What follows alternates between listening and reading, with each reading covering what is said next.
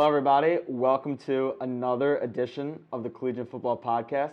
As always, Justin Morganstein here with Alexis Yoder. And, we got a big game this weekend, and I'm particularly excited for this one, Alexis, because I was thinking about it today. The last time a Penn State team, unranked, played a Michigan team at home that was ranked, we're talking Allen Robinson leaping at the 1 yard line, Penn State going to 4 overtimes and winning it. I was at that game, Justin. Wow. 12-year-old Alexis. 12-year-old Alexis with my dad in our season ticket seats at Penn State. It was, honestly, I do remember a lot from that game. I remember it just being absolutely just bitter cold. And I would have to say, when they won that game, it's the second loudest I've ever heard Beaver Stadium after a win. The first being in 2016 over Ohio State, but that reaction would have to be a close second. So if this week's game is anything like that, I think we're in for a real treat. Yeah, obviously, Penn State going to be looking to make some more memories like that this weekend. I think they have a good chance to, so let's just dive right into it here. First thing I want to talk about is practice yesterday, and it was before I talk about what went on, it was a beautiful day. Mount Nittany in the background was beautiful. It was sad I couldn't be there, but I saw all the pictures. It looked amazing. Yeah, it was a good scene of practice yesterday. The vibes were high. It looked like, they were going very hard, competing. And I also wanted to say that I watched the quarterbacks probably the most, as we typically do. And, Clifford, once again, in his media said he feels as healthy as he's been. He looks as healthy as he's been, too. And he was taking part in drills as normal, and, it looked like he had really good zip on the ball, was really stepping into his throws particularly well. And I thought that, his deep ball and both his deep ball and the short pass looked really good. So I thought all signs yesterday indicated that, he's going to be 100%. He's going to be totally good to go on Saturday. And also, once we talked to James after practice, something, I want your opinion on as well. He talked about the running back room specifically, and that they need a few things from that running back room. Obviously, it's not going to surpass the expectations that it had in the preseason, where we talked about the depth so much, and obviously it just has not worked out that way. But I want to talk about, can one guy, just come through and take that number one spot? Because they have continued to roll out that running back by rotation, and if one guy can establish himself, James Franklin said he will be the guy. But nobody has, indicated that they can take that position and make that step up. So it's going to be interesting to see how it plays out this weekend, if they're still all splitting the snaps pretty equally, or if there's any sort of imbalance in the run game. But he just kind of talked about how nobody's established himself. And I'm curious to ask you, is there a chance someone can establish themselves, or if they can't, is this going to continue? I think that you have to look at just the numbers from the past couple of games. Obviously, as a whole, it hasn't been great. But I think the most consistent one overall in terms of yards per carry has been Kevon Lee. I mean, he's been the guy that they're going to on third and short to get those, dirty 3 or 4 yards. And he's proven that he could do that, especially in the last couple of contests against Maryland, against Ohio State. He showed flashes of being able to convert on third down, and we saw how efficient they were in converting on third downs in those 2 games. But also, when you need just to get your offense going, if, pass game isn't working out, you have to go with the veteran and John Lovett. I think they're 2 different players in what their skill set is, what their knowledge level is. I think John Lovett has a lot more experience in, knowing what the defense is going to do just because he's played so much college football. So I think in that way, if you just need to get a spark in your offense, you have to go with John Lovett. And he's shown that he can contribute in the passing game too. That's what the offense was using early on for him. They were getting him involved a lot in the pass game. So for me, if you have to go with one feature back, I think I would go with Kevon Lee at this point, just because he's been more consistent in converting on third downs and getting, consistently 5 to 6 yards per carry, but also you have a veteran in John Lovett that could spark your offense as well. So those are the 2 I'm going with right now. Noah Kane just hasn't met any expectation whatsoever this year. So I think, if he shows flashes in games and he's playing very well, you have to go with him. But at this point, he hasn't shown any consistency like the other 2 have. No, yeah. With Noah Kane, I think it's unfortunate at this point where the injuries kind of led to him getting behind that 8 ball in terms of his conditioning, in terms of, his flow in the offense. And to me, he needs a healthy offseason in order to kind of be the guy he was his true freshman year, because that Noah Kane was a really good version of Noah Kane, and he won them games, no doubt. That Iowa game in 2019, he won them that game. I would have thought he'd be the next, big feature back. back. We all did. We all did. And, I mean, it happens. Injuries are something you can't avoid, and him being banged up throughout the year, of course, doesn't help, and in the offseason. So both of that combined makes it tough. But something that James talked about yesterday, and that I'm going to bring up probably multiple times in this podcast, and until he mentioned it, I kind of didn't think about it, is they have not been able to hit the home run in the run game this year. Like, we've always talked about just them trying to grind out these 4 or 5 yard runs.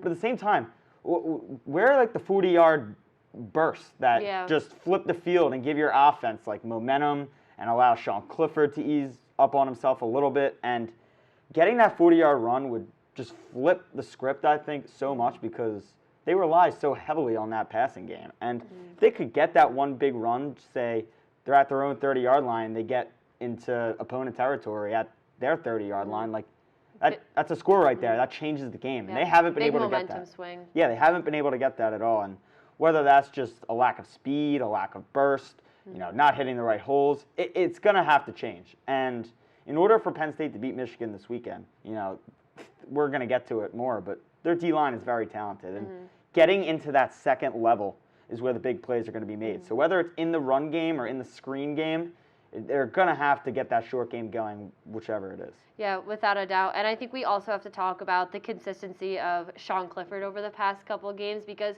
as we talked about early on in the season, he's playing almost opposite of what he did in 2020. He's not turning the ball over. He's not giving away games. He's really helped this offense, and we saw the effect of him not being at 100%.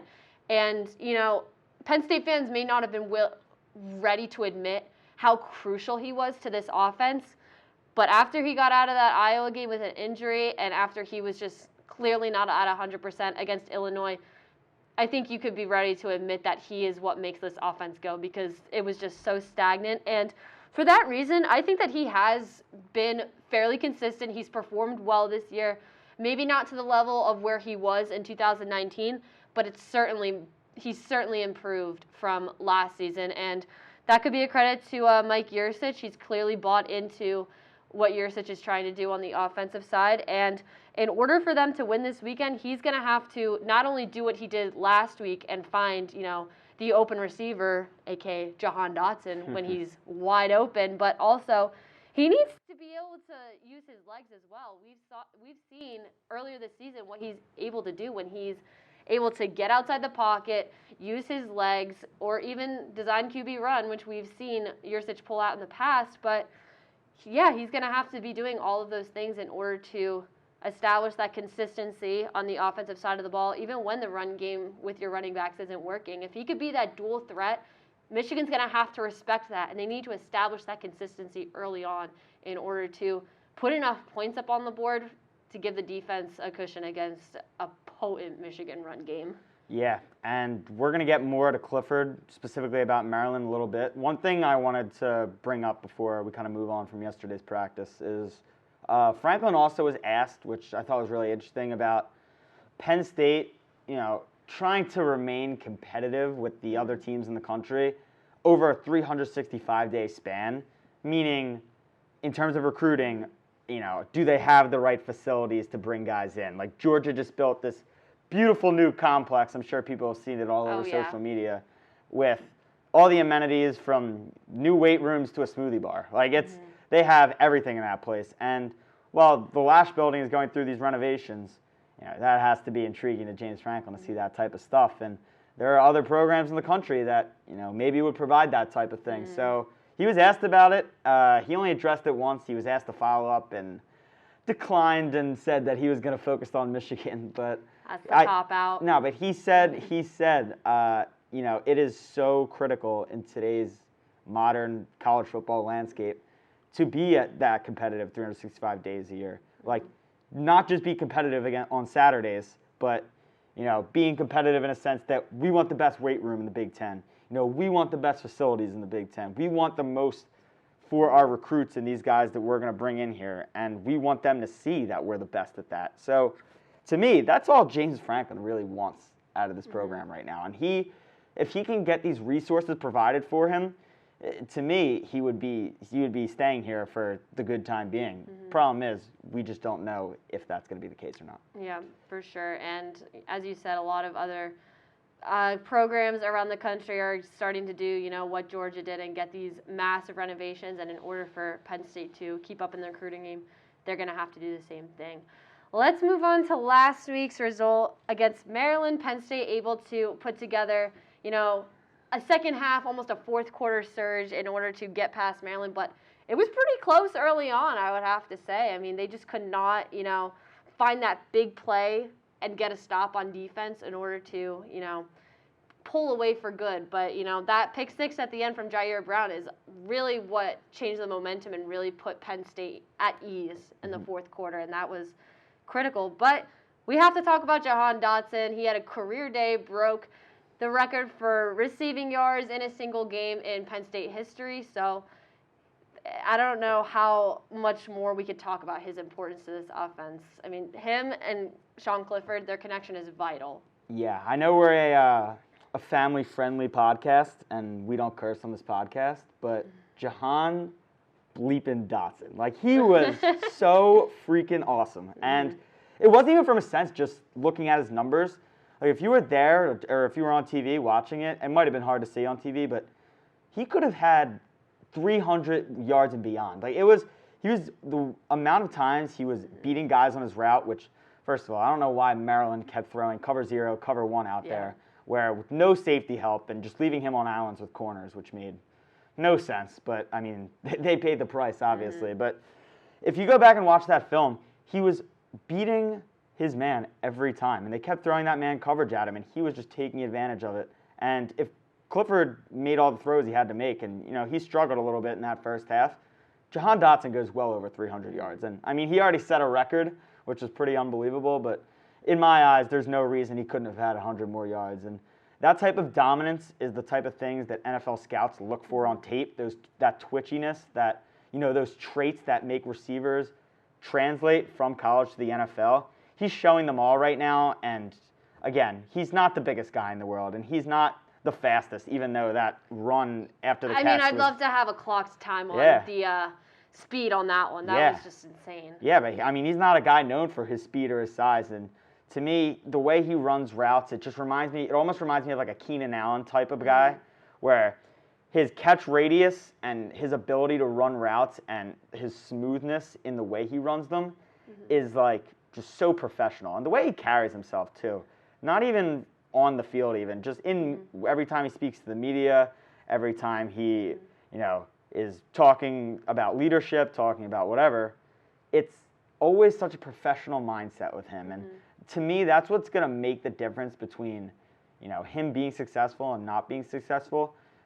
The way he is mentally put together, it just feels like he's going to be a top-tier guy in the NFL. And, I mean, we're going to see after this year. But he has delivered and more this season on his expectations and clearly made a great choice to come back. Yeah, and as you said, he was just making that Maryland defense just look like an absolute joke. They had no help on him. He was left alone, as you said, on an island with a corner, one-on-one. And oftentimes it was Nick Cross that was tasked with defending him, and he's honestly thought of as one of the better corners in the Big Ten, but he certainly didn't look like that, especially on that first touchdown. I mean, he just absolutely got his ankles tossed on that one.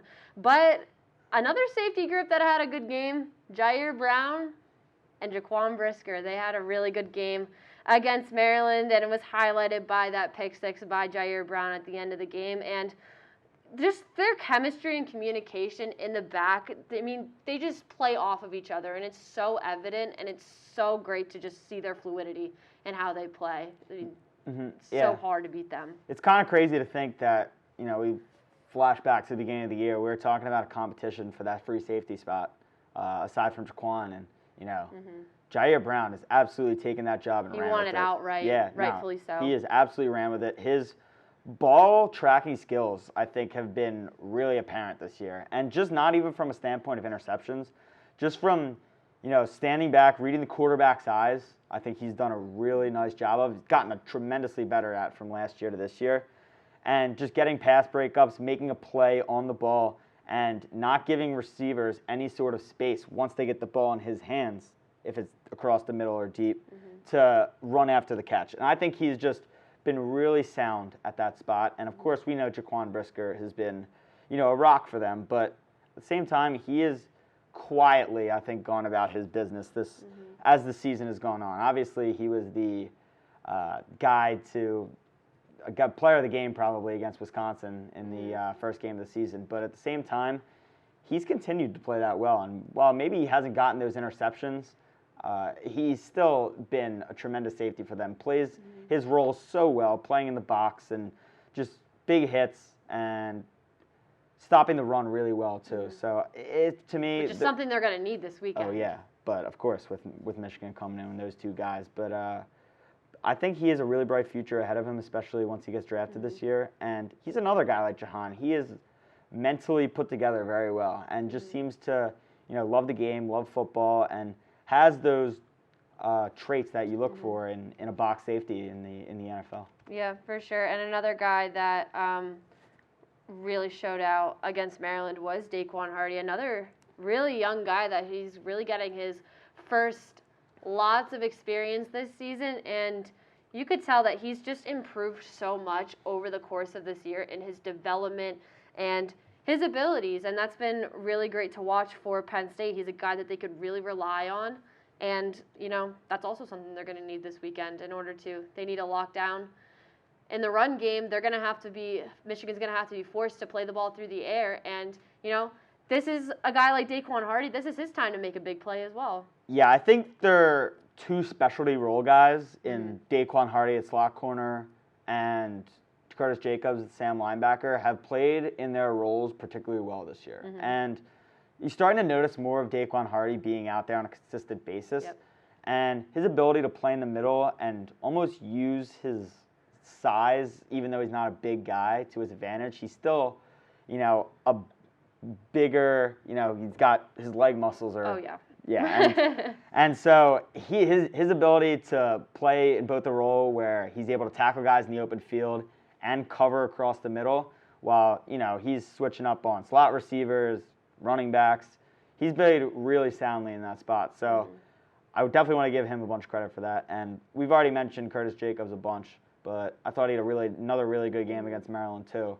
And especially with a guy like Lucetta out, even though he's on the D-line now, it's really important to have that presence, especially when he's blitzing or when he's stopping the run. He's been very good. And I expect him next year to be a guy that could potentially break out and become a superstar. So watch out for that.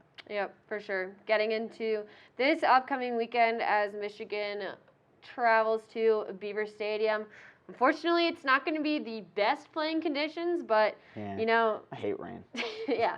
I mean, at least we get to sit inside, though. Oh, nice warm press box. It's a hot cocoa type of day, it seems. Honestly, yeah, I've had enough of the subpar coffee. Yeah, we do have a beef with the Penn State press box coffee. I think it's not good. Kind of tastes like burnt popcorn. Yeah, have you ever had that type say, of coffee? I don't. Yeah, no, I 100% agree with that.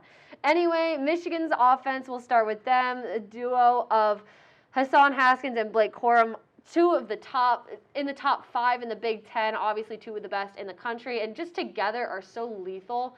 Penn State is going to have their hands full in the run defense, and they've shown that they can defend the run without P.J. Mustafa, really a leader overall in the defense and an elite defensive lineman in stopping the run game. But, obviously against Illinois, James Franklin likes to say that that's not representative of how the run game has been defended by Penn State historically in this season.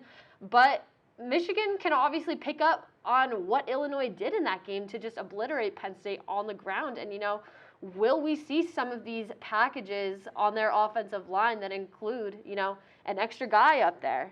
This is entirely possible. And, those guys on the interior in Derek Tangelo, Devon Ellis, and Keziah Izzard, this is going to be their biggest test yet. And, they've been talking all week that they have a ton of respect for these two running backs, but that they're ready and that they think they can handle it.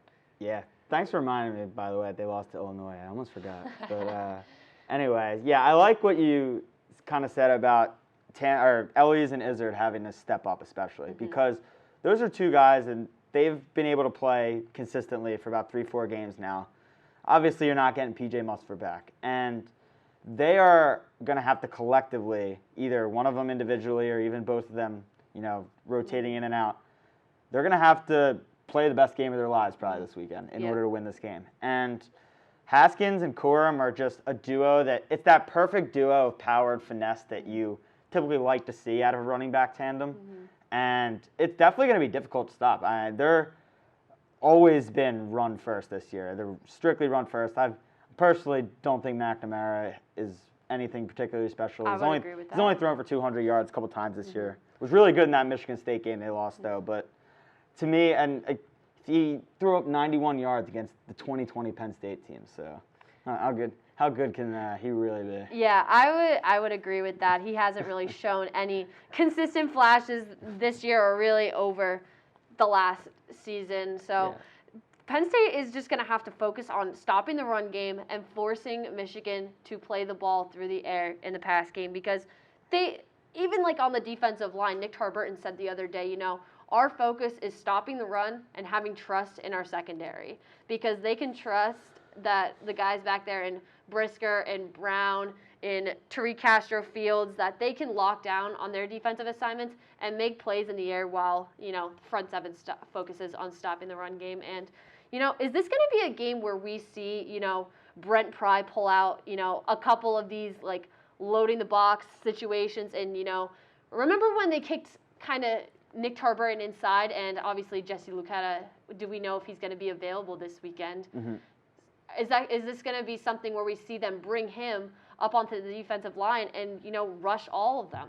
This could be somewhere that we see something that we haven't seen before from Penn State, just to mix it up and not give away all of their tricks on film. Do they have something new up their sleeves? Yeah, well, in that Illinois game, they didn't make those adjustments of putting all those guys in the box until the fourth quarter. Yeah. And they literally eventually got to the point where it's like, all right, pass the ball, please. Like, we are putting 8-9 guys in the box, literally pass the ball. Like, we're running. We know you're running the ball, and we are going to defend that. And I think Michigan, you have to give a little more respect than that in terms of their quarterback play, because, McNamara is still, if he's has a play to be made, he's likely going to make it if it's wide open. And I think just mixing it up is going to be the key for them, because while they're run first, like, they're going to read you if you're consistently throwing all those guys in the box. And to me, that, especially in a day where, it could be raining now, so that could play a factor into them running it even more.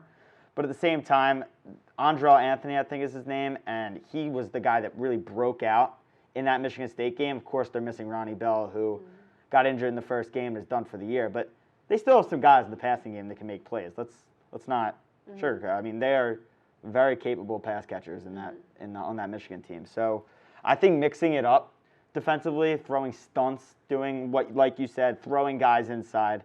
Lucetta practiced yesterday. I think he's going to be good to go, so that'll be big. Getting him in different blitzing and rushing situations is going to be, I think, something that's really important. And Brent Pry is going to need his most creative game plan that he's had this year, because this is a unique offense, despite being a run-first offense, because of the options you have with both a power and finesse guy. So it's going to be interesting, but to me, mixing it up, putting guys in the box when necessary, and holding them to minimal yards on first down, that's going to be big. Yeah, for sure. And, Penn State's offense is arguably going to face their toughest task this year in just against these two defensive ends in Aiden Hutchinson and David Ohabo. Hutchinson, obviously, very good chance that he could be a first-round pick. And Ohabo has 8 sacks and leads the conference in that stat. And, they have a couple guys in their secondary, too, that have shown really good flashes this year. So it's going to be a tough game for Penn State. And I think really here, the key is the offensive line. Can they give Sean Clifford enough time to scan the field, get good blocks on these guys against the end? I know you always like to watch Caden Wallace on the outside, and this is where you're going to have to watch those guys and really lock down on those defensive ends, because if not, they're going to have a hard time getting established early on. Yeah, they're going to need extra protection. That's Yep. not, I think, a question at all. You're going to see a ton of 12 personnel out there. You're going to see guys like Theo Johnson blocking at times. You're going to see extra O-linemen out there. And I think if you don't, you're putting yourself in a bad position in this game, because Hutchinson's a top 15 NFL draft pick. Like, he's a freak athlete, really twitchy, has some great traits that, NFL scouts are going to love. And also with Ojabo, I mean, he is leading the Big Ten in sacks, and he looks just as athletic. And that's a problem for Penn State's tackles, considering Caden Wallace, like you just mentioned a little, he's struggling. And let's not, put a bow on it or anything. He hasn't been great. He's been really kind of struggling it's consistency, I think, because there are times where, you hone in on watching the offensive line, and you're like, okay, they're protecting the pass pretty well. But then it only takes one or two plays, that's the thing, to change the game with the offensive line. And if you're giving up that critical sack on third down, or you're getting behind the sticks because you couldn't run block on first down, that's the stuff that wins you and loses. That's the stuff that wins games and the stuff that loses games. Like that really is something that Penn State just needs to focus on, consistency. It's not a strength thing. Rasheed Walker is going to be in the NFL. Caden Wallace is a big guy. He's athletic. They just got to be consistently able to give Sean enough time to make his read and for the running backs to get that first move. And look, they can't get behind the sticks. I'm going to continue to preach this. They were doing it so much, especially on that 3-game losing streak. Just getting a first down and then, running it to Noah Kane or to Devin Ford or whoever it is. And then you have 2nd and 12, and it just limits your playbook. You want to be able to have Mike Yurcich be able to deep dive into that playbook and get 3rd and shorts and be creative, because that's when Penn State's offense is at its best. I think we all know that. And if they can play consistently that O-line, I like Penn State's offense in this game. Yeah, I 100% agree. Keeping those defensive ends in check from the start. Don't let them get hot early. If you let them, rack up a couple tackles, get a sack early on, that's just not going to be good for your momentum. It's going to downgrade your confidence level, especially for, a younger guy like Caden Wallace, who really hasn't, this is his first year really getting starts every single game. So, for their confidence, they just have to establish really early on, stick to the game plan, and give your quarterback time to make the correct reads. So, yeah. And with that win this weekend against Maryland, Penn State officially became eligible for a bowl game. And, Whoa. some of the projections that have been coming out have been a little bit different. Even before that game at Maryland, I was trying to take a look at, where is Penn State projected to go as of right now if they get one more win this season. And I was seeing a lot of Pinstripe Bowl. Yeah. That is what I was seeing, yes, in Yankee Stadium. I've always wanted to see Yankee Stadium, don't get me wrong, but not in that context. So right now we have a little bit more variety. So right now we're looking at the Music City Bowl and the Outback Bowl, which would both be against SEC teams. Could we see an Auburn rematch or Will Levis versus his old team? Yeah, the 3 I've been seeing are Music City, Outback, and Vegas Bowl.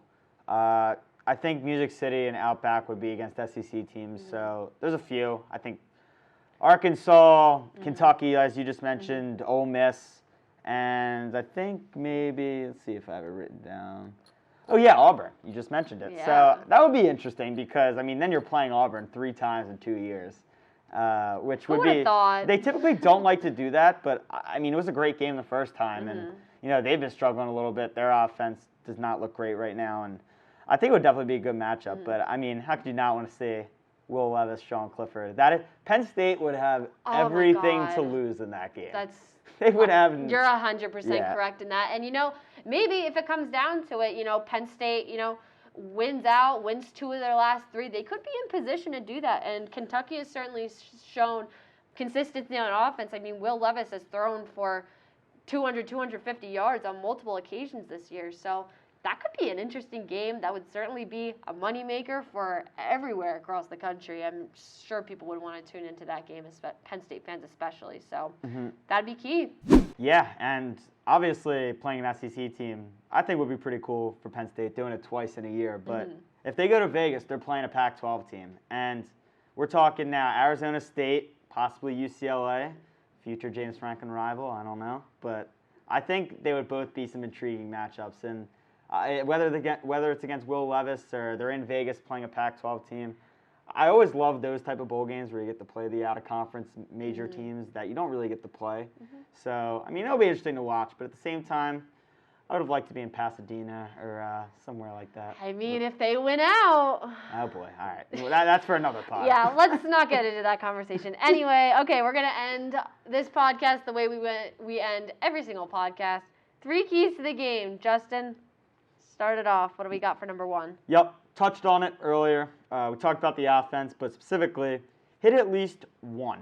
I'm not even asking for multiple. Hit one home run in the run game, or even in the screen game. I'll give them the screen game too. Like, they need to get these big plays out of plays that aren't supposed to be, and that's just gonna help the offensive numbers so much. And when they're struggling to pass the ball, I mean, that just opens it up. And obviously, Michigan has some really good defensive line play. But at the same time, you've got to combat that at some point. And because if not, they're just going to play the pass. And that's something that I think that's a game that Penn State has played too often this year and has worked out for them negatively at some points as well. So hit one home run in the run game. I'm talking like a 40-yard rush. Like, give me one 40-yard rush. I actually can't even recall the last time I've seen one. So that would be very big for Penn State, I think, in that offense. Might have been 2 years ago. All right, second one, transitioning to Michigan's offense. Yeah, again, we mentioned it earlier, but force McNamara to use his arm. They're a strictly run offense. Like, they know what their strengths are. They use their O-line. They use that tandem with Corum and Haskins, and they know what they're good at. And I think Penn State, if you're watching them on film, you've got to get those creative packages going with Brent Pry, like we've talked about. And getting him in an uncomfortable spot, especially in the rain if it's raining, I think would be an ideal position for Penn State. So getting pressure on him and forcing him to use his arm, I think, is going to be really critical. Yeah, and something that, we talked about earlier in that a couple of the defensive players we got in media availability this week really harped on getting them in 3rd and long, 3rd and uncomfortable situations, because then you really can focus on stopping the run and focus on making McNamara throw through the air, and you got to rely on your secondary too, which Penn State's defensive front has really shown confidence in the secondary that they can make those plays. Yes. All right, last one here. The per Jahan Dotson in the beginning of the year, the second best wide receiver in college football.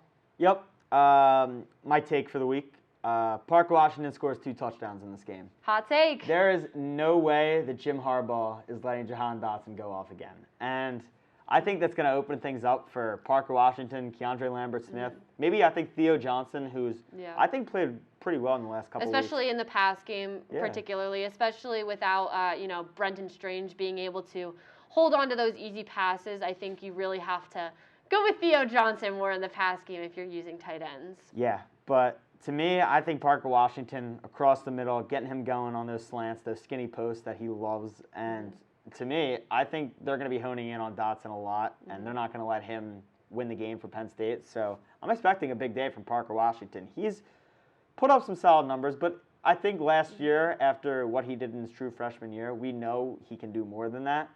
And he had a good game against Michigan last year, so I'm expecting another big one from Parker Washington Saturday. Yeah, for sure. Penn State got to really establish multiple offensive weapons in this game because, as you said, Jahan Dotson, there's no way that Michigan's going to let him get loose for as many yards and scores as he did against Maryland. So they're really going to have to be, multifaceted in that way, especially in the pass game.